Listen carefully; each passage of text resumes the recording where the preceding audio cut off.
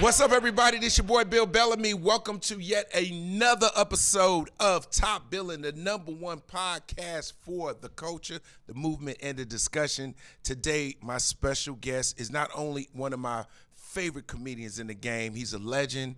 He is a pioneer. He is a hustler. He's a hustler, baby, and a player. But he does it the best way possible. Ladies and gentlemen, I'd like to welcome actor, comedian, writer, T to the K Kirkland. Show the love. Yeah, show the love. Show the love. TK, it is absolutely a pleasure, Yes, sir. man. Yes, sir. Two Jersey boys in the building. Yes. It's official. We made it. Yes, sir. It's official. Yes, we sir. made Yeah. it. You know what I'm saying? Yeah. You can say what they want, but we made Yes, it. sir. And still in the game. And we still in the game. Still in the We game. still relevant. Yeah, I made it. I knew you made it when they told me I couldn't park. And you got out the car, and I was looking through the rearview mirror, and you was like this. Nah, That's good. how I look. Like, yo, we gonna make this happen. Yeah. And I strolled. I say, yeah, we made it. We made It's it. on. It's on. So for those who are listening who may not know, I'm born in New Jersey.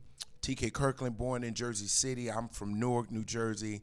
In the 80s, coming into the 90s, the Def Comedy Jam era, there wasn't too many famous comedians coming out of New Jersey. No. Not really. No, really nobody. We was the beginning of the beginning. Of the wave. Yes. You know what I mean? I think there were maybe one local guy or two or three guys that were doing it a little bit, but Yes. nothing. Nobody was famous. Nobody was famous. You know, nobody was famous. The most famous comedian I knew that was close to me was Eddie Murphy out of New York City. Absolutely. So Eddie Murphy was like, oh man, somebody that looked like us, Yes. came from similar backgrounds. Eddie Murphy showed us that you can be a comedian. Yes, absolutely. Now, how did you get your start? I got my start, believe it or not, man.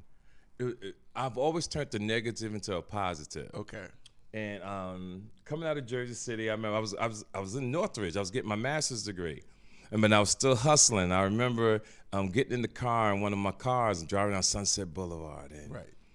there used to be a club back in the day called Carlos and Charlie's. This is where everybody hung out. I remember Carlos and it was super private, but the elite of was fly. superstars was in there. Yeah. And I felt like I belonged. So I pulled in there, no invitation, nothing. I pulled in. Right. And I ran into Keenan Ivory Wayans. No way. Keenan Ivory Wayans brought me in. I met everybody. Then I started hanging out with Eddie. Then something in me, we had a little situation that happened. Because I wasn't doing stand-up comedy then. You was hustling. I was hustling, but I think I was just going through a change, and I'm going to explain to you this journey that I've been on. So in 1982, we had this crisis. 3 years later, I started doing stand-up comedy. And then I had to deal with all the stuff I had did in 1982, right?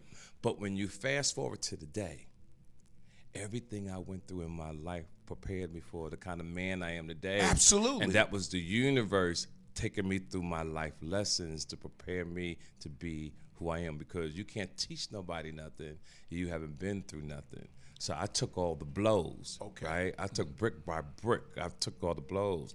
And out of all the comedians, look, I'm still around. 38 years in the game. You still funny as hell. Still rocking it. So, now selling out all around the world now. This is the craziest thing about your career to me. And this is from me seeing you. It's like we're peers, and it's like we ball players. Yes. Like you, I knew you was hooping. Right. And you was hot. Yes. And I know Katz was talking about you. Right. We talking pre-internet. Yes. So you was word of mouth for me. Absolutely. And I remember Katz saying, "Yo, this is dude named TK Kirkland is a problem." And when I tell you, bro, nobody can follow this guy. Right. I remember hearing that. Yes. And I was like, damn, he that nice. They like, yo, he nice. Wait till you see him. Right, Wait till right. you see him. Something came up. I end up meeting you. Crazy swag. Always been a cool cat to me. Yes. You know what I mean? It looked like you might have sold dope back in the day, but I wasn't sure. Right. But I looked like if you didn't sell it, you knew who did. Right, like that kind yeah, of it was like, exactly, right, exactly. Always had the swag, though. Always had swag. the swag. The swag was cold. Always had a leather coat. Always had a fly leather on. Always had your Yankee or whatever to the side. Right. Always had a towel in your pocket. Yes. And ready to go to war with anybody. Absolutely. I always liked that about you, right? Here is one of the interesting things about your career that I think is interesting. So I'm starting to bubble, right? It's like 89, 88, going into 89. I'm graduating college and I'm working, but I'm kind of trying to get on. Right. Katz was already full-time comedians. I was kind of part-time. Right. Wasn't necessarily serious to that degree, right? And I remember there was a Def Comedy Jam auditions. Yes. And you murdered it. No, I never auditioned. Did you not? Let me tell you how Def Jam's Because I heard you made Def Jam. No, Bob and Tina Graham called me before anybody. This is a legit story. Okay, go. Bob Sumner called me and said, TK, we about to do Def Jam. Tina called me. They're trying to convince me. Okay. But if you know anything about my career, if everybody went left, you went right. Yeah. I didn't want to be like everybody else. That was just something in me. Right. So Mo Funny, a special came out called Mo Funny I taped with Moms Mabley, Richard Pryor, Red Fox. This came out on HBO. It was the Black History Month type thing in 1991. And Def Jam was getting ready to start. And I turned Def Jam down to do Mo Funny because to me, business-wise, it was a bad decision because I didn't know I could do both. Yeah. I just did the one. Because on paper, it looked like it would have been a better look because you're with Richard Pryor, yes, all the right people. Remember, Def Jam hadn't blown up yet. You didn't know it was going to be big. We didn't know it was going to be big. Okay, so I was going with this history moment because it was going to compare me to the greats because they compared me the voice of the new generation, right? Now, Def Jam blows. Def Jam takes the F off. Right. And now, during this time, I'm still hustling. I'm doing all these other little things, too. From NWA to Naughty by Nature to our boys down in Atlanta. Like, anything in hip-hop, I'm on everything. You got to understand what's crazy about you, that people are not. I'm going to give you your flowers. Yes. Because for a minute there, I thought you was about to be a rapper. Yes. Because you got to understand, in the early 90s, you was associated with everybody that was a hip hop artist. Everybody. You was doing their parties or something. Yep, sure What was going on? I saw you with Eazy E and NWA one time. I seen you with Dr. Dre and Nelly. Everybody. Like, anybody was a rapper. Yo, maybe he's signed. Yeah. I thought you got signed to a rap label. That's funny. I swear that's what it looked like. Because I wanted a co-signer. Okay. See, I have this philosophy: in order to truly blow, you need a co-signer. Okay. And let me explain to what I mean. I was telling somebody the story yesterday. I said, in the 60s, I remember when the Jackson 5 blew up. Okay. And I understood Berry Gordy's move. He knew the Jackson 5 was good, but he needed somebody to co-sign to make it official. So if you think back for a second, it said, their first album said, Diana Ross. Absolutely. Presents the Jackson 5. That gave it credibility. You fast forward to hip hop. 50 Cent blew up because he had two co-signers. He had Dr. Dre and Eminem. Yes, sir. That's now, facts. Everybody blew in hip-hop. If you got on, you blew.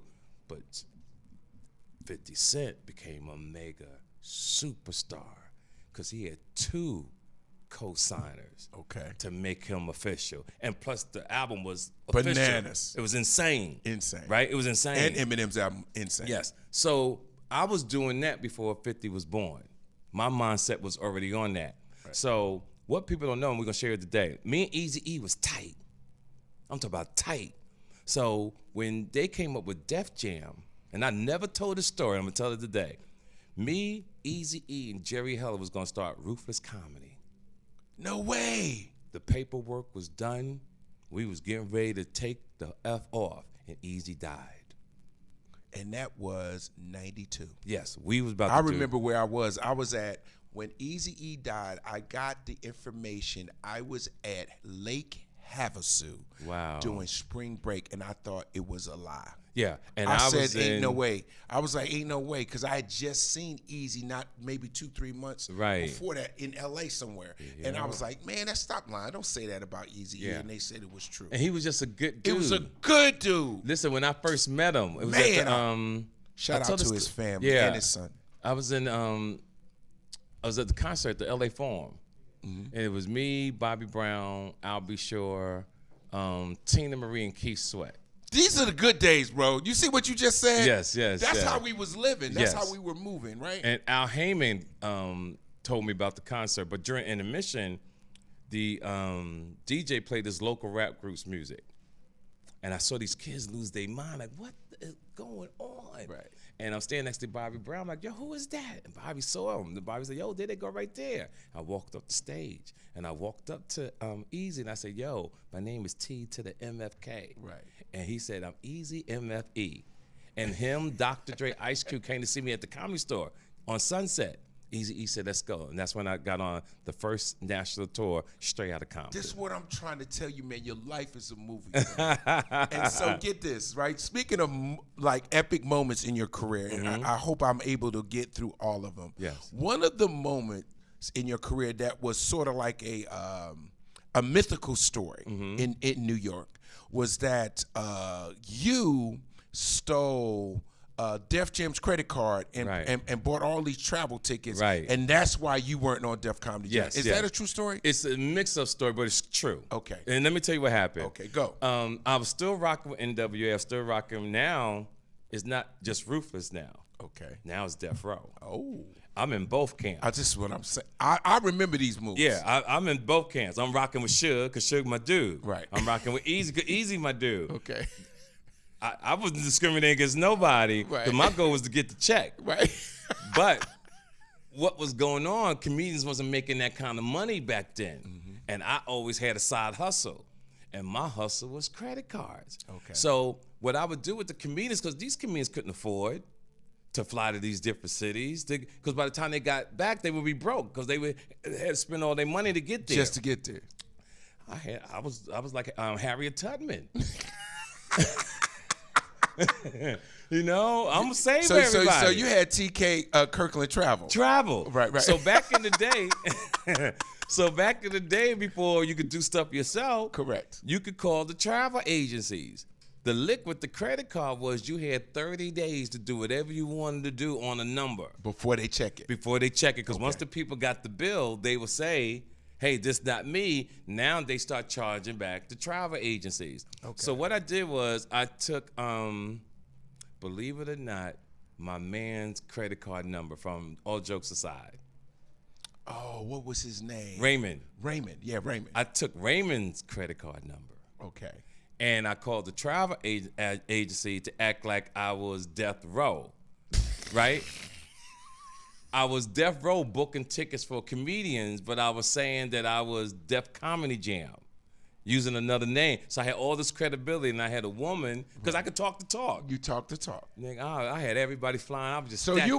you flying comedians in to do shows with you. You flying. No, they wasn't doing it with me. I was sending them to their own spots. And so you technically at this moment, Robin Hood, you trying to do relatively good to help comedians get around. No, that's not how I was thinking. No, I didn't really give it. You didn't give a fuck. I was getting the money. You was getting paid. It was money for me. You was making money. I was making money. Okay. And it backfired. So once it hit, the story got mistold. Oh. Okay. Now, when I get ready to do Def Jam, the word is out. They said you stole Russell Simmons. Yeah, they said it's Russell Simmons, but it wasn't. And who was the producer of that show?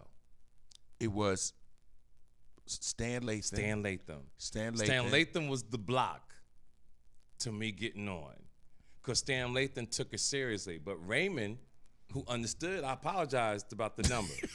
I keep it real. Right. But Raymond was a fan, like you a fan. Raymond, like, yo. Y'all was honored that the you world stole my got card. to see you, TK. Right. This is how he was. Raymond said, the world got to see you. He wrote Stan a letter saying TK had nothing to do with it. It was my information. And Stan never let it go.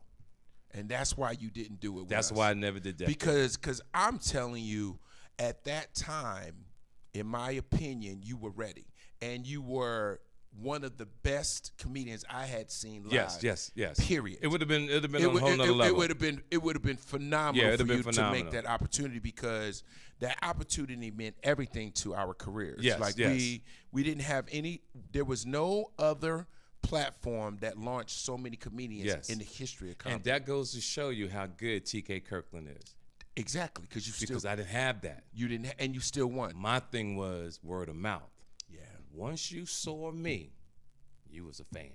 Oh, it's not even a question, Once bro. you saw me, you was a fan. So you had, okay, so you missed one opportunity. Mm-hmm. What was the thing that fueled you to not quit and just say, okay, because you saw guys like me, Martin, Chris Rock, said all these guys start taking off, right? That are your peers. Yes. How did that affect you, and then what did you do about it? The thing about it, because I had real OGs around me. Okay. And he's deceased now, Eric Von Zip. That was my man out of Harlem. Okay. And Eric Von Zip always said to me, TK, don't worry about the niggas who get the money later, get more money than the niggas who got it earlier. That's facts. You understand what I'm saying? Yeah. It's a marathon, not a sprint. Exactly. Okay. So I didn't really trip. And I knew my career was going to change with the young kids who, if I was in my 30s, they was 18, 19 years old. I didn't know what was going to happen. I just knew something special was going to happen. Then boom, podcast, internet. The internet was probably the best thing that ever happened. The best thing that happened to my career. Yeah, because now there is no ceilings on who can see you. Exactly. That's phenomenal. And I always tell the new guys, the new generation, that the internet is their Def Comedy Jam. Yes. Like Def Comedy Jam for us was like being on the internet. Yes. But it was cable. Right. Do you know what I mean? So that's what helped my career. The Breakfast Club, the Drink Champs, Yes. Vlad TV. Absolutely. All that stuff. Those was my Arsenio Halls. Absolutely. Those are my David Letterman shows. And your show now. You see what I'm saying? Yes. So now my goal this year is to do 60 podcasts around the world. Right. Because I was only rocking with Vlad. And Vlad alone changed my Vlad life. is huge. Vlad is no matter huge. where, London, Germany. It's worldwide. It's worldwide. And what's so cool, they have a lot of people on, but me and Bootsy is the two top stars. Because you give good interviews and you're funny as hell. Exactly. So people will go, oh my, he's a comedian? Yes. Even if they don't know you. Right. Because oh they don't know. They don't know. Everybody might not know you're a comedian. Yep, that's so true. Because So I'm serious on there. Yeah, but you win new fans. It's new fans, and they come out. And this is another thing that I want to tell you that I think is really, really smart of you, is that your confidence is your superpower. Yes. And you have been able to, your confidence has been your superpower to this day. You're not afraid of nothing. You don't mind taking a chance. No. You don't mind, doing a guest spot or opening up for a rap concert or whatever. That's why I love you. I love you because like I watched you just keep swinging. Like you could take a hit and it might stun you, but you get right back up. Like you never quit, man. Right. It's amazing. And here's another situation of that. Oakland Comedy Competition. Okay. Back in the day. What year was this? This is got to be 92, 93 maybe. Okay. We going at it. The best comedians in the country. Bay Area. Shout out to the And Bay Area me competition. and Jamie Foxx No way. is in the semifinals. No way. Listen to me what I'm about to tell you. I was there when his career changed. Okay. And he'll tell you the story. We was rocking a show, and everybody already knew how good I was. But I went out there and destroyed. I'm talking about destroyed. Best set of your life. One of the best sets of my life. One of the best. Destroyed. I come on stage, I go back to Jamie Foxx and say, yo, you can't follow me. And he said, yo, I couldn't follow him. But he won because I went over my time. So they disqualified me. No.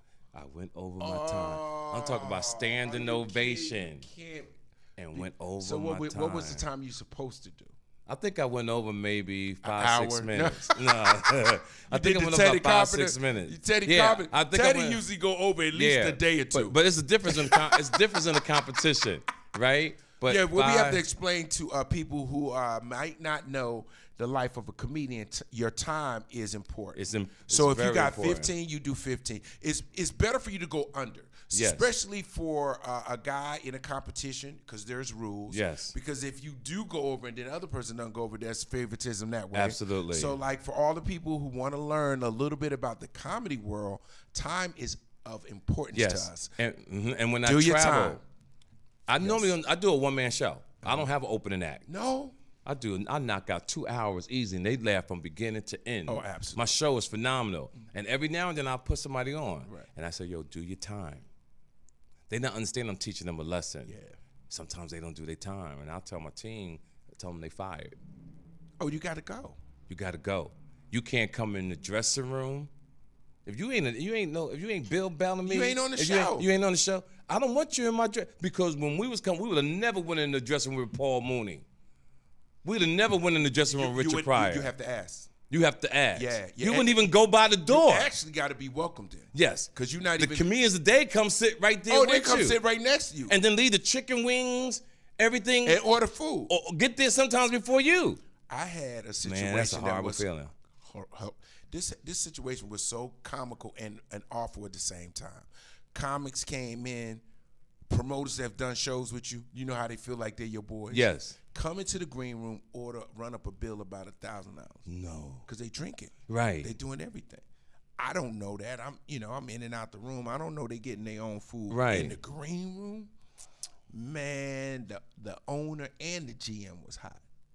They was saying your entourage is too big. I was like, I ain't got but 3 people. Right. They was like, but those 3 people wasn't ordering. It was your man and his man and the other people man. I was like, oh no. Yo, ain't that so something? I had to shut it down. Yes, and that's why I I always learned move my lesson backwards. I move by myself. Right. You know, I might have one guy on deck. I might have one person in the room, Yes. just in case something pop off.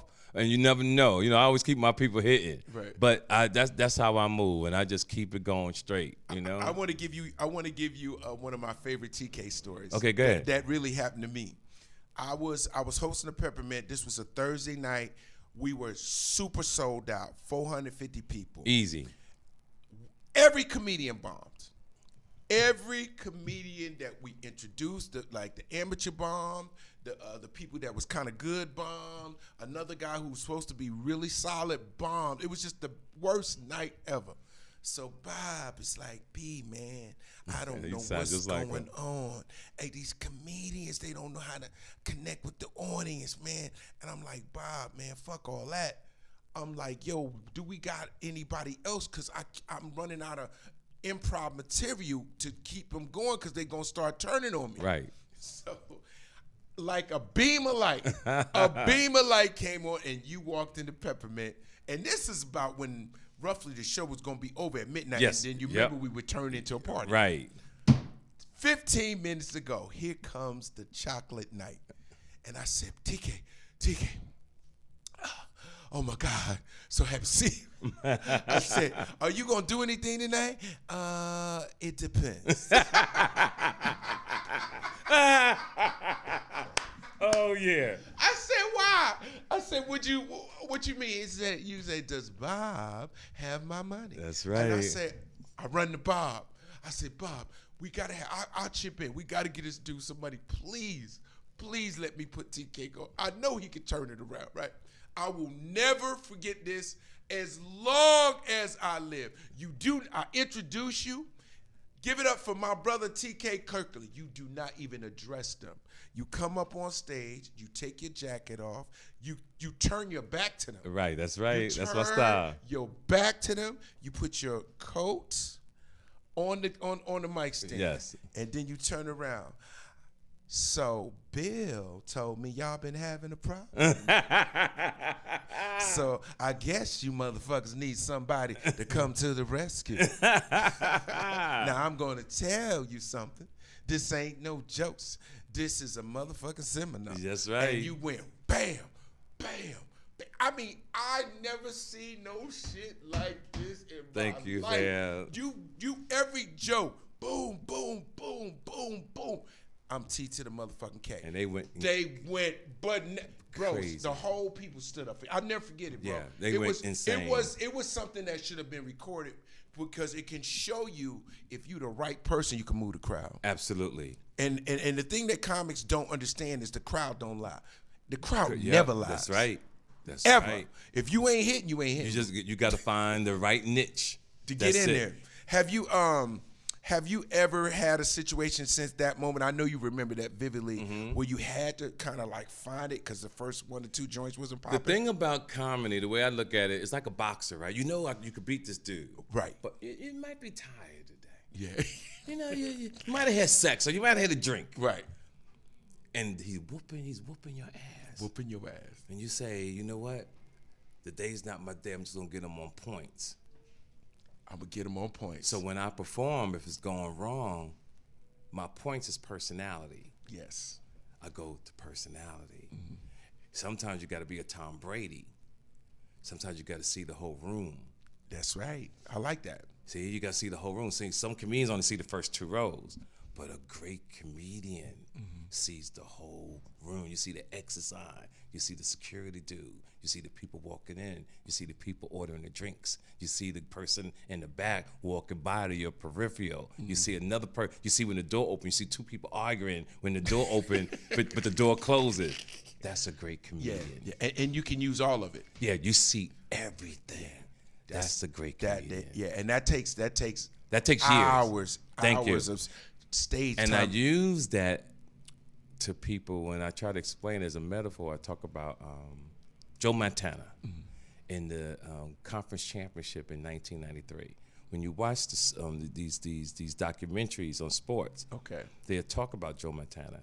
And in the huddle, they was losing. I forgot the team they was playing. They was losing, and this showed me how great Joe Montana was. He said to the huddle, he said, "Hey guys, they's losing. They going down the field." He said, "Did you see John Candy in the stands? He was playing ball." And he saw John Candy in the stands. And he told that, because John Candy at the time was big. Huge. He was big. And told the team how just take the pressure off of. Like, this is easy, we're going to win. Right. John Candy up there, yo. And that's my point of being a great comedian. You have to be on every level for the moment. And that's how you win. And that's how come consistency from business to stand-up is my DNA. Absolutely. See, some people blow up. Some people fall off. But I've been straight through 7, 8 years. Man, you driving your car about 78 on the highway. You ain't breaking speed. You just keep moving. That's my career. That's your career. That's my career. Do you feel like the cancel culture or just the sensitivities of present day is constraining to your stand-up at all? Because I know I've seen your shows. You say what you feel. Yeah, the great thing about me is everything I do, I own. Okay. See, do you want to do Netflix? Yeah, you want to do Netflix. Do you want to do HBO? Yes. Do you want to do all this? Yes. But I created my own network because everybody know from the 90s, TK always been his own man. Absolutely. So I started my own network called TK.network. I dropped Are There Any Questions? I dropped Who Raised You? And I dropped T to the MFK on the TK.network. Make sure you get that today when you see this and use code TK. You get 50% off. Right. But I'm what you call a low-key millionaire. Okay. Because I don't wear my wealth. You know, I came from the streets, so one thing I was taught is stay low-key and flex occasionally. Occasionally. Yeah. Stay low-key with it. Stay low-key. You don't have to flaunt everything. Yeah, because when I see people buying the big houses, I got a beautiful spot, right? Right. But David Klingman, remember David Klingman? They used to roll with me, the white man? David always told me years ago, he said, TK, no matter how big your house is, the mattress is still the same. The mattress is still the same size. Is it not? Same size. It's the same. So who cares? Who cares? And as we get older, we understand nobody cares, dog. Yeah, nobody cares. We got all these clothes in our house. Yeah. And it irritates us because we got to figure out, got to match this. Did I wear this before? And it becomes irritating to the point, you see, I'll rock a motherfucking tee in a minute. And be gone. And gone, because nobody cares as long as you're funny. Because see, I used to dress like you back in the day, remember? Yeah. I used to wear the suits and the linen. Yes, sir. And I realized, one day I did a wedding and bought my suit and everything. I got sick, I got pink eye.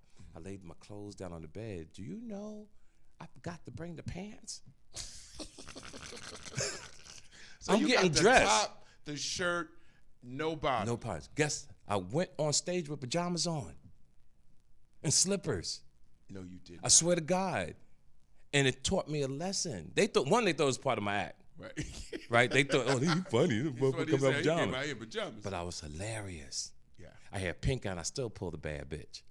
Well, I mean, that's to be. My point is, that it doesn't matter what you got on. Right. I'm saying, like, I expect that of you. Yes. Yeah. Yes. I mean, I expect you to have pink eye and still make it work. Yes. Thank you. Right. See, but everybody know. See, when it comes to women, I tell people, if you married and you dated the girl I went out with, you got married because I taught her the tricks that she know that got you. I'm gonna tell you one of my favorite jokes that you said. I have about 10 of them, but one of my favorite jokes, you said, I hate when girls ask me silly questions. That's so true. The other day, I go see my little side piece, right? She said, TK, why can't I travel? You said, sweetheart, you got to understand. Your pussy ain't built up enough frequent miles for you to leave. I forgot about that joke. Your pussy ain't built up enough frequent That's miles so for you to true. get up in That's the air. right. You're local. That's right. I said, You are local. Oh, that is so my true. Wow. God. That Do you is not remember that joke? I remember it now. But what I love, Because I'm like, what would make you say that to somebody? It's so funny. what I love about you guys, especially you, Bill, and Cat Williams said it best. He said that you're a great comedian if you have memorable jokes. Yeah, you do. And I got a catalog. Bro, I came up with you. I used to see you. I say, and when he hit this one, this is how much I know you. Right. When he hit him with this one, it's over. Right. It ain't nobody else. I would tell Katz, yo, you can't follow this cat after. If he go to this one, Yes. it's a wrap. It's a wrap. Just go to the bar and Right. get you something to drink. Yep. 'Cause the closeout is mean. Yeah, the closeout is cold. Closeout is cold. The thing that I would like to kind of, if I were able to describe you, it's almost like you a player's comedian with extreme swag and but completely like don't care. Yeah, I think you hit it on the nail. You see what I'm saying? Like, Yeah. you don't care. Like, you're not trying to be fly. You are fly and you are cool. Yes. So it just comes across like, yo, you almost remind me of if Sugar Bear was a comedian. Right, yeah. Remember Sugar Bear? Yeah, I sure do. Give a little bit of Right, sugar, right. Because Sugar Bear was this cool motherfucker. Was cool I dude. always wanted to get me some Super Crisps. Yes, You know yes, what I'm yes. saying? Because Super Crisp was cool. Mhm. And so with you and your swag and your attitude, I'm happy for you. Like, I'm really glad that you're able to come on Top Billin and be honest. Yes. And you've learned from your mistakes. Yes. And that's the great thing, Bill. Yeah. I'm 62 years old. Okay. To get here still healthy. But what I preach in my stand-up now is I talk about the game of life, but I put people up on how to make money, how there's certain things in front of you that can change your life. To the point now I'm teaching people about health. I teach people about how you got to go to the doctor, know your numbers, know your cholesterol. Yes. And I put them up on this thing called lifeline screening. I want people to Google this when you can. See, when you go to the doctor, they ask you what's wrong with you. Right. And they'll give you prescriptions, whatever. You go to lifeline screening, I want you to start going too. It's like taking your car and they hook you up to a machine. They put stuff all on you. They know if you have an aneurysm coming, if you could have a stroke. Right. And what people think when you get an aneurysm is always in your brain. But what people don't know, Tommy from Martin died of an aneurysm in his stomach. So these machines tell you. Could be the precursor for you. It'll change your life. And I put so many people up on them. And that's what. Where do you go to You get can Google it and then you can find out, because it's not in the hospitals. They have teams that come through the country and around the world. And it's only $150. But it'll change your life. It'll keep you on this earth a lot longer. And that's what. And I want everybody to Google Lifeline Screen, because now what I want comedians to start pushing is health. Yeah, man. Because I know like we've lost a lot of comedians. Yes. And most cases it's health. It's health. It's health. We travel a lot.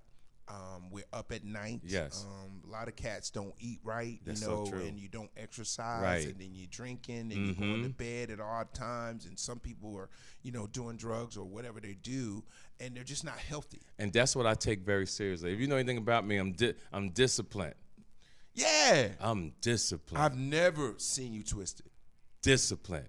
If I'm supposed to be somewhere, I'm gonna be there. I'm not hanging out. People always say, TK, let's go party. I'm like, I'm going. You better take your ass to bed. I'm going to bed. Right. You know, I used to have women come to the room. Don't do that no more. Right. I'm just strictly raising the kids, doing my thing, and I'm one of the most happiest men on the planet. Now, this is a thing that we never talk about, you being a father. Yes. And I saw you, the smile of happiness with your daughter. Yes. And as a dad, I know that feeling. Right. You have 7 kids. 7 kids. And is it now, obviously you work and do what you need to do, but now watching your kids get older and making time for them, how do you balance it all? It's hard. And if I had to do it all again, I'd have a vasectomy. Thank you, brother. Thank y'all, man. Yeah, You would have had a vasectomy. Or I'd have wished my pullout game was better. Yeah, because, you know, it's amazing. 3 of my kids was one-night stands. Oh, you in there. Yeah, one-night stand. You remind me of Sean Kemp. Wherever he lost a game, he had a baby. And the and the coochie was so good. It was splendid. That I wanted to pull out so bad, but it was so good I started looking around to see where I was going to put the baby crib.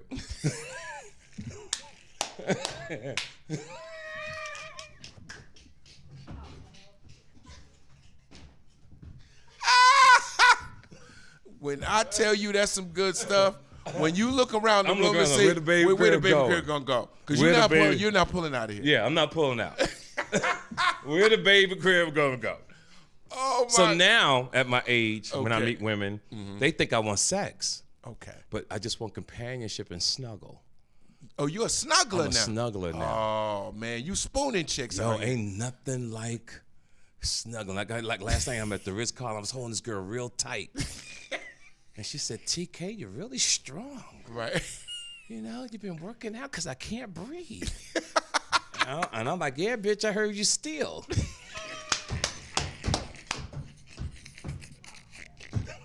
You can't let this bitch move around your motherfucker. Yeah, because every time I got up or woke up, she was in my drawers. I said, what are you doing with my drawers? She said, I thought I left my keys. Bitch, we valet.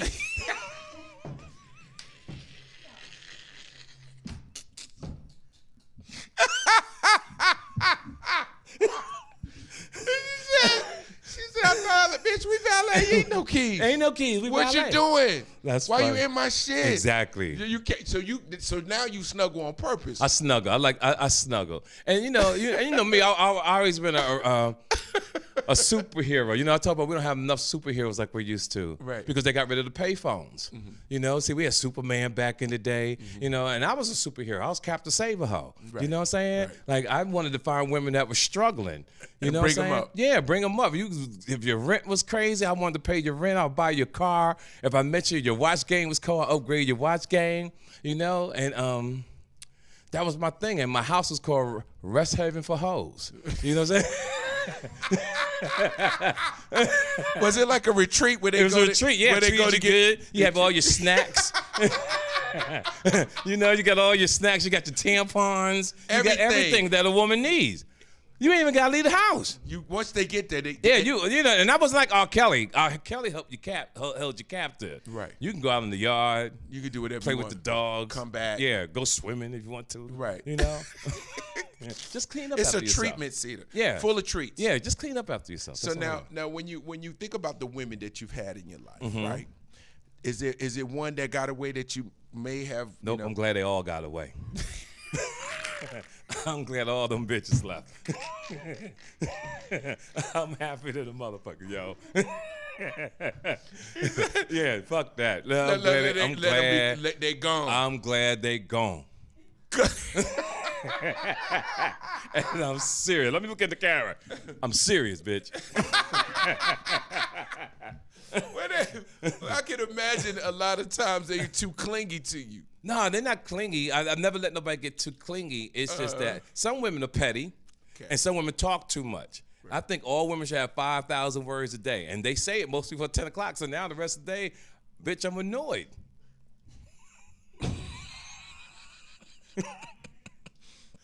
You're like, bitch, you ran out of words. I'm a loner. You ran out of words. Yeah. You done for the day. You capped out. I'm definitely a loner. That's who I am. Why? I love being by myself. Because you got your freedom. Yeah, I got my freedom. You stuck in your ways. You 62. Let me tell you what some fly shit I did yesterday, and I always do it. What'd you do? I always watch the sunset in Santa Monica. Okay. If I smoke a cigar, and I'm sitting there chilling, I watch the sunset. I get there like 5:10. That's dope. And I watch it for 15 minutes, and boom, I hop in the whip, and I'm out. And watch the sky turn pink and it's set. That's some of the. It's simple, and it's simple. It's simple. Smoking a cigar. And you good. Good. As a homeless guy, always there when I come, I always give him $50.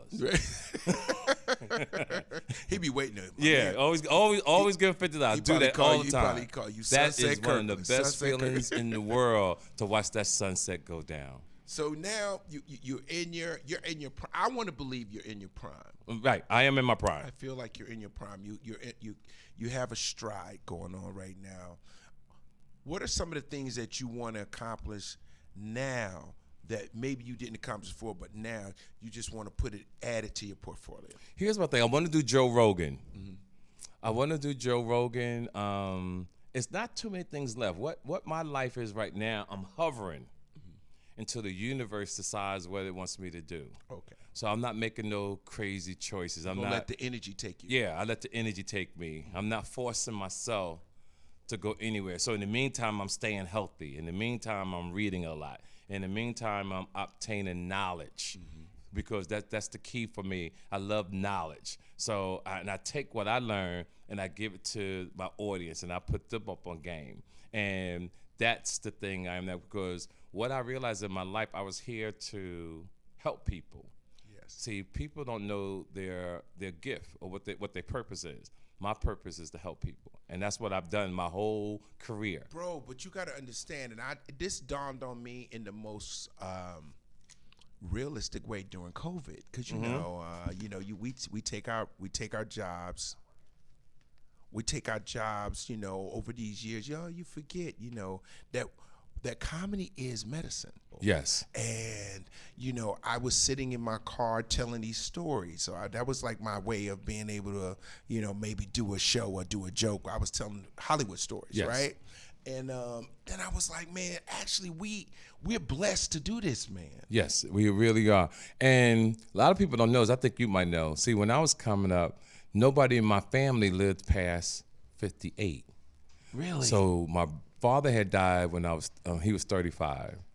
My oldest brother died when he was 35. My mom died in her 50s. My youngest brother died at 42. My whole family was gone. And when I think back to this day, I think stand-up is just gave me that amazing power to go into the world to be that much more incredible, because I never took the time to stop to feel sorry. I never took the time to stop to feel sorry for myself. Correct. My thing was that everything I went through, didn't know how it was going to better me in my life today. But I appreciate, even down to my dreams. Like, I still have crazy dreams, and I wake up early because my dreams remind me of how my life could have been. And I wake up, I'm like, yo, I'm glad that was a dream. Yeah. I've been through some shit. Yeah, like man. I remember one of my dreams, I killed Snoop Dogg, yo. Now watch. Now Snoop Dogg did something wrong to me in the dream. Right. And I had to kill him. But I said, nobody's gonna care what he did to me. They're gonna like, yo, that's Snoop. Right. It's been times I had fights in my dreams. I'm like, man, I ain't going back to sleep. I ain't fighting them niggas. I'm tired. I already fought them. Yeah, I said, I ain't going back to sleep. I'm sick of this. I ain't fighting them niggas today. I ain't fighting them. No, I ain't fighting them. So my dreams remind me of how my life could have been. That's deep, man. That's deep, right? That's deep. And I'm gonna share the story with people. I had a woman that lied to me one time about some cancer she had. She died of cancer, and I thought I was this big guy who's gonna break the news to her children. And I told the kids, and they started laughing at me. Right. And they was like, "Yo, T, I'm sorry. My mom is a habitual liar." So I felt so betrayed, and other things happened. I felt so betrayed. I really wanted to hurt her, and I had a vision of me in prison. I came in with my outfit on, my sheets and my pillow, and when I walked in, I was already in jail. I was looking out the window, and I turned around. I said, "Yo, why are you in here?" And I said, "'Cause a bitch lied to me." And I turned back around, looked out the window, and I turned back around, looked at myself, and I said, "You gave up your life 'cause a bitch lied to you?" I said, "Nigga, people get lied to." Yeah, it happens. And my point that I'm trying to share with the world, don't let words hurt you. Don't let words take you off your square to mess up your life. And it can happen in an instant. Yeah, and it happens to a lot of people. A lot of people. Words, it's just, people don't ever think about words. It's just words. It's your interpretation of that bother you. Yes, it's your ego. It's your ego. Where you at? Yeah. Are you with your girl? With your boys? Are you in the middle of a basketball game? Or you at a dice game? You ruin your life. It could just be the elements of it. Yes. But you have to take a beat. You got to take a beat. And that's what I wanted to share that story, and I hope someone can really feel what I was talking about, because like you said, a split second. A split second, your life can change forever. Forever. Or it can change for the better. Or it could change for the better. Forever. Yes. Like I will think of my life, like the one thing that I remember is just saying, man, I'm glad I did that, was the night that Tracy Jordan saw me. I was in Jersey, and I had got invited to the Boston Comedy Club for a showcase. Okay. Barry Katz had called me up, and he was what happened? Is Barry Katz still around? Yeah. Okay. So he called me up, and he said, man, you should come over to the city tonight and just, there's some people here, man. That changed my life. I could have said, nah, I don't want to. I don't know. And I drove from Jersey to the Village, did Boston Comedy Club. Next thing you know, I was an MTV VJ. That's awesome. Yeah, because I remember when you got that. Yeah. I remember when you got it. I was fresh out of the Peppermint Lounge. But you had the look, you had the thing, and that's how come out lately. I've been telling people hip hop's first comedian is TK Kirkland, and the thing that I want people to know, go deeper. See, most comedians have agents and managers. What they need to know is how for 38 years I've managed myself. Wow, you ain't had to cut that money with nobody. I manage myself, dog, and I get the bag. Listen, a lot of comedians ain't getting 95% of the door. Yeah. TK Kirkland get 95% of the door. Yeah. Like I don't even play. Like I don't play, and I stay low key. I don't have to prove nothing. Like I said, stay low key, flex occasion. I'm on your show. Right. I'm flexing. You're flexing right now. But I'm you flexing. can do that. Yeah, I'm flexing. You deserve to have that. I'm 62. Moment. I've been quiet a long time. For a long time. Now you can let cats know what it's like to be a vet and tried and true, resilient, and still selling out around the world at 62. Come on, man. Like I sold out London, Germany, Rotterdam, Birmingham. Sold out. That's dope. It's amazing. I was tired as hell. I go places now, I need 2 days. Yeah, you can't just go there and come right back. No, I got to rest. You ain't going to Rotterdam for an hour. Yeah, I got to rest, Yeah, you got to sit down. Maybe 3 days. Yeah, because that's 18 hours. Yeah, people don't understand. Like, they see us when we get there. They don't know what it takes. Ooh. Yeah, that's hot. Traveling, when you get there, traveling the world is only nice when you're discussing it on the phone. And people's like, oh, you went to London? Oh, you went to Paris? It sounds good on the phone. They don't know what you went through. About customs, how long the line was, delays, or if the flight got delayed, or you missed the flight, or they canceled all the flights. And now your mind got to go 100 miles an hour to figure things out. The hardest thing for me on those long flights is getting on that time, because you start getting sleepy in weird spots. So what I always do, I go a day early. Go a day early so that just in case anything happens. Sometimes I have to perform the same time I get off the plane. Okay. And I hate that feeling. I feel like I'm in quicksand. Yeah. You have a little bit of anxiety. Yeah, it's a weird feeling. You don't really get to rest. You get off the plane, you got to go to the hotel real quick. Yeah. And you on stage. Yeah, I don't like that feeling. Yeah. But get me in there a day early. I can rest and enjoy myself. And then be. I'm good. I'm good. This is our 5th annual TK Takeover in Chicago, Illinois. Okay. And I like that. And I like that we've had these other clubs other than the mainstream clubs, and right? You keep and let me give a shout out to you too, and I'll continue. I'm in love with the guys at Uptown Comedy Corner in Atlanta. Yeah. And I've been trying to get more black comedians who are famous to go through there, but they don't understand what the black comedy club meant to people like you and me. Oh, we wouldn't be nothing without it. And I want them to understand we have made the white man rich in the improv because they wasn't getting the kind of money they're getting now when they just had white comics. Yeah. When blacks came through, they became multi-millionaires. Absolutely. And we have to do that for our own people. We have to go to Uptown once or twice a year. Every comic should try to get booked at Uptown so that we can Angelo and them. support them Yeah. so that they can keep the next generation of stand-up comedians working. And have a place for them to work on that act, a place for them to nurture themselves. Thank you, know sir. what I'm saying? Because everybody don't get to do the main rooms. They don't. You know what I mean? Don't. Remember, it was a time, not that they was racist, but we couldn't do the Comedy Store. Yeah. We couldn't do the improvs. Yeah, only like on one day out the week. Maybe one day out the week. Yeah. And that's it. That's it. That's it. And that's why I want every comic. See, because you have the Carlos Millers, right? But I don't see no great comedians after them.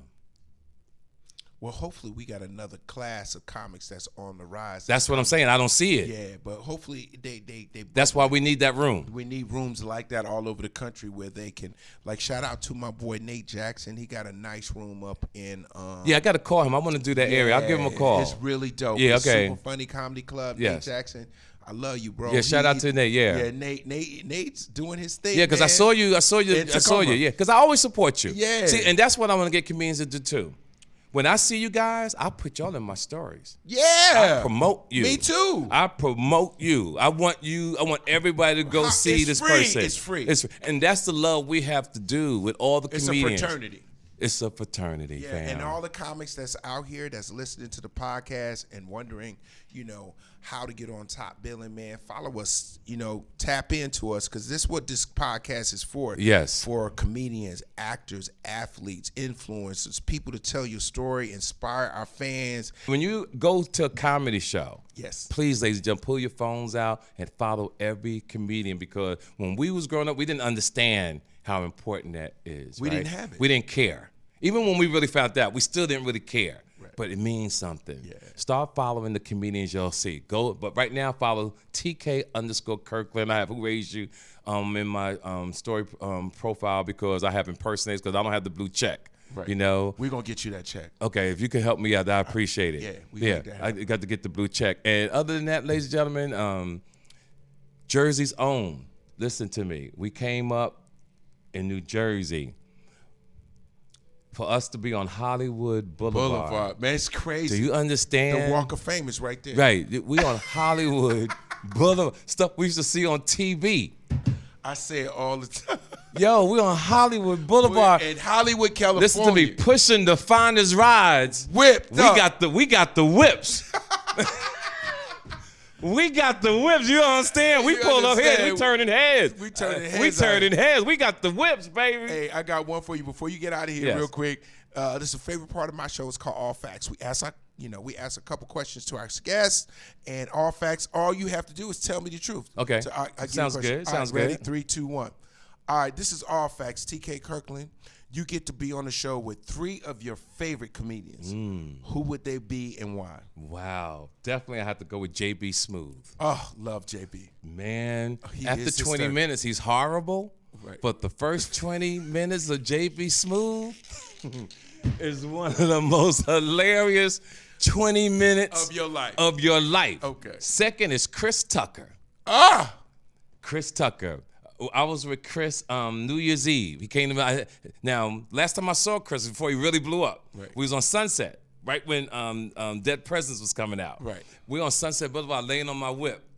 Chris Tucker and Faison Love. Oh, I'll never forget. I know where you those days. Yes. Yeah, and Chris is like, TK, like talk, TK, man, nobody's funny than you. You need a move. I'm gonna make sure you blow up. And I told Chris, I said, I ain't seen you in 24 years. He blew up and left me at Faison. He laughed so hard, yo. It was insane. And the next person I would say that was my favorite comedian, yo, and they don't give this man a lot of props. Okay. Flip Wilson. Oh yeah. Listen to me, brother. Insane. And he was from Jersey City. Yeah, I didn't know that. Flip Wilson from Jersey City, dog. Oh, I should know that. Yes, and I want to show him more love in this journey because he don't give the props. He was incredible, bro. Yo, he was insane. Yeah. That's a good. Oh wow, that's a good all facts. All right, all facts. If you were able to go back and return any item or anything you've ever stolen, what would it be? Good night.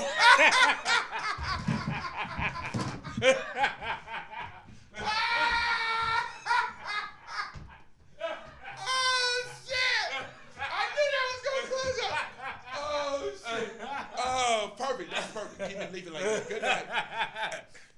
All right. All right, everybody. That concludes this episode of Top Billin'. I got the opportunity to laugh, learn, and be inspired by my special guest, TK Kirkland. Man, what a blast to have you come through, kick it with me. Man, you got to come back. I want to put you on a platinum team. You can drop by anytime you want. Oh, thank you, my man. Please, you got to be on platinum team. And I know how to do that, too. You come by once a year. Just pop in. No, you come by once a year when it means something. Yeah. See, I go back when Prince and Michael Jackson was alive, right? Yeah. You remember when Eddie would pop on with Arsenio or yes. Mike would come through? This is what I want with you and with my comedians that yes. you know that really are my boys that's like got something funny to say or they just gonna come in here and act up. Yes, I love you, Bill. And I gotta give one more love to you. What's that? A lot of comedians, when they know that person's funny, yes, don't put you on if you in the room. Listen to me, ladies and gentlemen. Me and this young man was in Seattle. He was fly. I was just in a big ass t-shirt, chill. But he loved me so much. Bill said, T, you gotta go on. You got your sneakers on. You gotta play ball. What said, we doing? And listen, no matter where we are in the world, yes, sir. He tells me to go on. Most comedians won't do that because they understand the story. And one crazy story, and I'm gonna share this. Me and Cat Williams did St. Louis. Okay. Cat Williams the headliner, but Cat motherfucker know how good I am. Your problem. He understand. I don't care what you vouch for me. Jamie Foxx will vouch for me. Yeah. If you're here to put a team together, who can go up against TK Kirkland? It's gonna be a problem. It's gonna be a problem. In the dressing room, Katz says, the promoter comes to me and says, T, Katz says you gotta close the show. Now he can hear me. I said, nah, that nigga the headliner. He closing the show. Cause I know what the fuck I'm about to do. Nigga, I go out that motherfucker, boom, boom, boom, boom. They lose it. Right. Cat comes on, less than 5 minutes. He throws his coat in the audience and give people $100 each, like maybe 5, and walked up the stage and left. No way. True motherfucker story. Ladies and gentlemen, you've seen the show. It's over. It's over. For anybody who's gonna take that and flip it and run it back to Cat too, I know you'll do. I really don't give a fuck. Y'all know how I am. It's a true story. And if you got a problem, see me when you see me, and we can discuss it like gentlemen. You know how to do it. Top Billin', baby. We out. Yeah. Milk is chillin', Giz is chillin'. What more can I say? Top Billin'.